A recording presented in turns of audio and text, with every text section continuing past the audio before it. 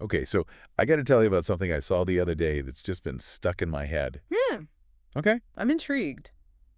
So picture this, right? You got a car carrier at Target.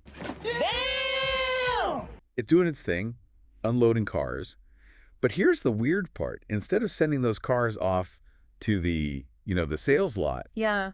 they were lining them up along the edge of the parking lot. Oh, wow. Like all around the perimeter. Exactly. Like Yeah. just a row of shiny new cars all along the outside. That's strange. What do you think was going on there? Yeah, it seems like what we're really looking at here is maybe more about business optics than any kind of political statement. Optics, huh? Like trying to create a certain impression. Exactly, like crafting an illusion of sorts. Okay. I'm starting to see where you're going with this. And, it's interesting because this kind of staged appearance, this retail theater, it's not actually a new thing. Really? Oh, yeah. We dug into some sources for this. And it turns out there's a long history of businesses trying to project a certain image, whether or not it matches reality. Mm-hmm. We'll be discussing politics, current events, and how it'll affect you not only in your life, but during your vacation time. Be sure to click the button, boot the bell, subscribe, all the things. It's kind of wild when you think about it. It is. And, the comparison that kept coming up in the research was Potemkin villages. Those like fake villages in Russia back in the 1700s, right? Exactly. They were built to impress this visiting dignitary, but it was all smoke and mirrors. Wow, so basically creating a false front to make things look better than they are. Precisely. And there are more recent examples, too. Like in the 2000s, some malls apparently encouraged their employees to park their cars near the entrances. Really? So it looked busier. Exactly. It's all about that first impression, that visual impact. It's crazy how much effort goes into that. Absolutely. And it's not just about parking lots either. Think about car dealerships, for example. Okay, yeah. They've been known to rearrange their inventory, to make it look like there's more customer interest. Oh, that's interesting. I never thought about that. And even something as simple as a velvet rope outside a nightclub, it's creating an artificial sense of exclusivity. Oh, yeah.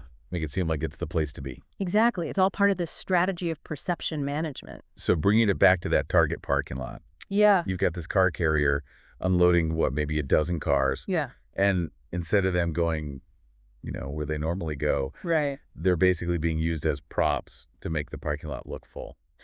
And what did the sources say about what was happening inside the store? Well, I said it was pretty quiet inside, not a lot of shoppers. Aisles were kind of empty, shelves were looking a little bare. So you've got this busy, bustling exterior and then a kind of empty interior. Exactly. And that seems to be the key to understanding what's going on here. So what's the explanation then? Well, one of the sources used this really interesting phrase, fake demand, staged to lure real demand. Oh, that's a good one. Yeah, right? Like they're trying to create this buzz, this fear of missing out. Make people think they're going to miss out on something if they don't come in. Exactly. Like if the parking lot's packed, it must be because everyone's in there snagging amazing deals. So it's all about tricking our brains into thinking this is a place we need to be. It seems that way.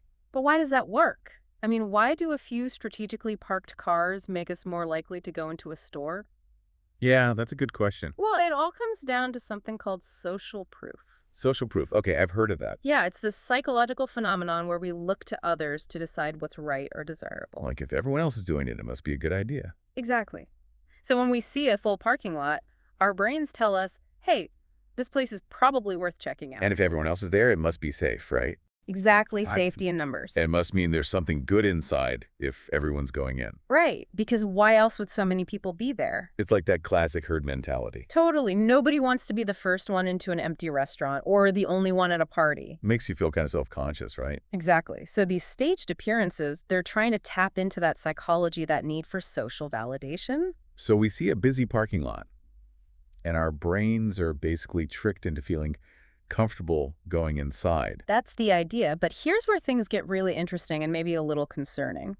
Okay, I'm listening. If a company feels the need to go to these lengths to stage a full parking lot, what does that tell us about their actual customer traffic? Yeah, you're right. It's kind of a red flag, isn't it? It could be. I mean, one of the sources called this kind of thing damage control. So not a sign of strength. Not necessarily. It's more like they're reacting to a problem rather than, being proactive. Because if business was booming, they wouldn't need to create this fake busyness. Exactly. So the fact that they're doing this suggests that maybe things aren't so great behind the scenes. This is making me think about all those other stores that have gone out of business lately, Oh, yeah. like Sears, Kmart, Bed Bath & Beyond. Right. It seems like this kind of retail theater could be a symptom of something bigger. A sign that a company is struggling. It's a possibility, and you know what that means for us as consumers. What's that? It means we can't always trust what we see on the surface. Like a full parking lot might not actually mean the store is doing well. Exactly. We might be looking at an illusion, a carefully crafted facade. And that's not just bad for shoppers, right? No, it's not. Think about the people who work at these stores. Yeah, they rely on those jobs. Exactly. And the communities that depend on these businesses for goods and services. So if this is a sign that a company's in trouble, it creates uncertainty for everyone. Absolutely. One of the sources even said this is becoming standard practice for struggling retail chains. Wow, that's kind of a scary thought. It is. So what can we do about it? I mean, how can we spot this retail illusion in the wild? Yeah, that's the big question, right? Well, there are a few things to look out for. The sources gave some good tips. Like what? Okay, so first, pay attention to the parking lot itself. Okay. If most of the cars are parked around the edges, but the middle is empty, Yeah. that's a sign they might be trying to create that visual for people driving by. Make it look full from the street. Exactly. They don't need to fill the whole lot if the goal is just to impress passersby. Makes sense. What else? Another thing to watch out for is the state of the shelves inside.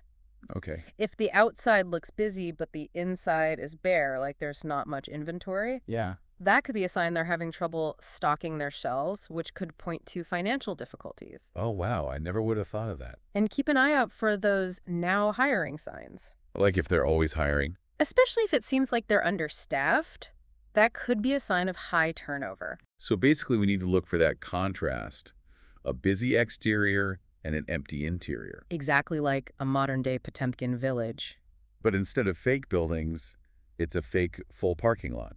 Precisely. And, this all ties into a really interesting concept that the sources brought up. Oh, yeah. What's that? They called it the velvet rope economy. Velvet rope economy. Okay. That sounds fancy. It is in a way, but it's not a good thing. It's this idea that businesses are more focused on appearances than substance. Like they care more about looking successful than actually being successful. Exactly. It's all about creating that illusion of desirability, even if the reality doesn't match up. So it's like they're tricking us with the velvet rope instead of actually giving us something worthwhile. That's the idea. And it makes you wonder what other illusions we're buying into. It really does. So next time I'm at the mall, I'm going to be looking at everything with a more critical eye. That's a good idea because we as consumers, we need to be aware of these tactics. Absolutely. We need to be able to see past the smoke and mirrors. And make informed decisions about where we spend our money. Exactly. So That's the next all. time you're driving into a busy parking lot, take a minute to really look around. Don't just assume everything's as it seems. Pay attention to who's actually going in and out of the store. See if those middle parking spots are suspiciously empty. And ask yourself, is this place really as popular as it looks? Or am I just seeing a carefully constructed illusion? Great advice. Thanks for breaking all that down for us. My pleasure. Always happy to dig into these fascinating topics. And to all our listeners out there, keep your eyes peeled and your minds sharp. Because the velvet rope economy might be closer than you think. Until next time, stay curious. And stay skeptical. That's right.